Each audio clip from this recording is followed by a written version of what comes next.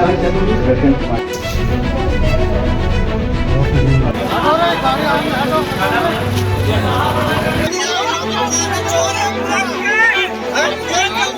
छत्तीसगढ़ में अवैध रूप से बालू का खनन किया जा रहा है। जो बालू माफिया है वो रात को ऐसा काम करते हैं जिससे ग्रामीणों को काफी अधिक दिक्कत होती है।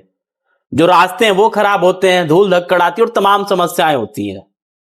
और खनिज विभाग की लापरवाही कहें, मिली भगत कहें, शासन प्रशासन का मिली भगत कहें कि जिससे जो स्थानीय लोग हैं उनको काफी अधिक समस्या का सामना करना पड़ता है। और जब कभी वो शिकायत करते हैं तो जो खनन माफिया हैं, बालू माफिया हैं, वो उनके साथ बदसलूकी करते हैं, मारपीट करते हैं। बीते दिनों गरियाबंद से एक खबर सामने आई थी जब कुछ पत्रकार अवैध रूप से जो खनन हो रहा था उसकी खबर करने गए थे, तो जो पत्रकार थे उनके साथ जो बालू माफिया के पाले हुए गुर्गे होते हैं वो मारपीट किए। अभी भी वो केस चल रहा है। जो कार्रवाई होनी चाहिए उस हिसाब से कार्रवाई नहीं हुई है। इसी बीच राजनांदगांव से एक बड़ी खबर सामने आई है जहां पे बालू माफिया कल कट्टे से फायरिंग करते हैं जिससे एक युवक गंभीर रूप से घायल हो जाता है और 2 अन्य युवकों को भी चोटें आती हैं, वो भी उनका भी इलाज हॉस्पिटल में चल रहा है। अब सोचिए कितने उनके हौसले बुलंद हैं। उनको शासन प्रशासन का कोई भय नहीं है, खनिज विभाग का कोई भय नहीं है और लगातार धड़ल्ले से ऐसा काम कर रहे हैं। यह मामला गरमाया हुआ है, तूल पकड़ा हुआ। अब देखने वाली बात होगी किस हिसाब से इसमें आगे क्या कुछ कार्रवाई होती है। यह पूरा मामला मोहर वार्ड का है, वार्ड क्रमांक 49 का है और बसंतपुर थाना क्षेत्र पड़ता है। बीते 4 दिनों से इस इलाके में अवैध रूप से बालू खनन का काम चल रहा था। लगातार ग्रामीण परेशान थे। अच्छा, ध्यान देने वाली बात यह कि दिन में खनन होता था और रात में उसकी ढुलाई होती थी। मतलब ट्रांसपोर्टेशन का काम जो है वो रात में चलता था और सैकड़ों गाड़ियां, सैकड़ों डंपर धड़ल्ले से रास्तों से होकर गुजरते और फिर ग्रामीणों को इससे दिक्कत होती।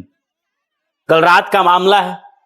ग्रामीण समझाने बुझाने का प्रयास किए होंगे, एकत्रित हुए, जिसके बाद एमपी पासिंग 2 गाड़ियां, 4 व्हीलर गाड़ी, उससे गुर्गे निकलते हैं बालू माफियाओं के और फिर कट्टे से 3 फायरिंग करते हैं, जिसमें से एक रोशन मंडावी गंभीर रूप से घायल हो जाता है। उसके कान से के बगल से गोली जो है निकलती है।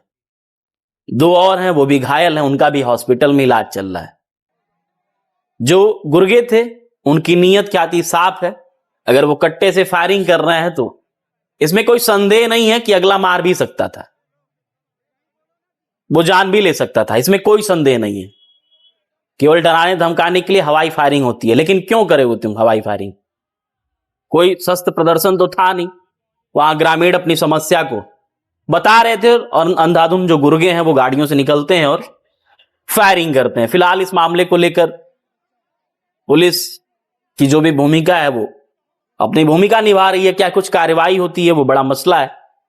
लगातार ग्रामीणों का यह कहना है कि हम लोगों ने खनिज विभाग में स्थानीय जो यहाँ के पार्षद हैं, अच्छा, ग्रामीणों का एक और आरोप है कि जो स्थानीय पार्षद हैं उनके ही सह पे, उनके ही वजह से, मतलब कहीं ना कहीं पार्षद की भी मिली भगत की बात सामने आ रही है कि उनकी सह की वजह से ही ऐसा अवैध खनन का काम हो रहा है। अब देखने वाली बात होगी क्या कुछ इसमें कार्रवाई होती है और किस हिसाब से जो पुलिस है, जो प्रशासन है, जो खनिज विभाग है, इन अवैध खनन पर, इन अवैध जो भी ऐसे खनन के काम हो रहे हैं उस पर क्या कुछ सख्ती दिखाता है। मामला वो रेती वाला कांड है। ये लोग रेती के लिए आए थे और 2 डंपर रेती ले गए बोलते हैं। एक जेबीसी भी पकड़ाया है, वहीं पे पड़ा है जेबीसी।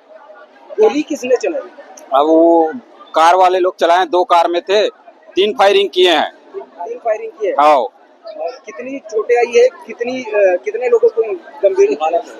अब कितने लोगों को चोटें आए ये नहीं मालूम, लेकिन मेरे को आया है, एक जने हमारे सांगवारी को और आया प्रकाश साहू को, जागृत को भी बहुत मारे हैं, पार्षद को भी बहुत मारे हैं और धर्मेंद्र को भी डंडा से।